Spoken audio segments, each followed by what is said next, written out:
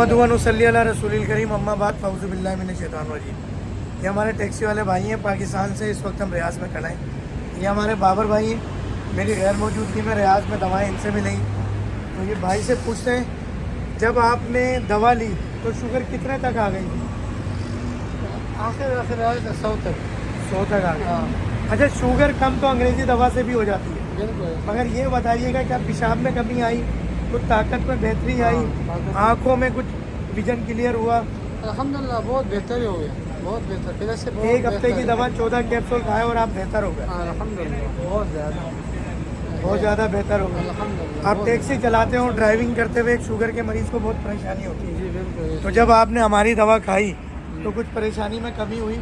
अल्हम्दुलिल्लाह बहुत बेहतर है, पहले से बहुत पहले बहुत दर्द आ रहा था, अभी अल्हम्दुलिल्लाह बहुत कुछ अच्छा है, चल रहा है माशाल्लाह, सब सही है अल्हम्दुलिल्लाह। अल्हम्दुलिल्लाह, बहुत बेहतर है पहले से। बहुत शुक्रिया। बस ये वीडियो बनाने का मकसद लोगों को सच्चाई आ गई देनी है।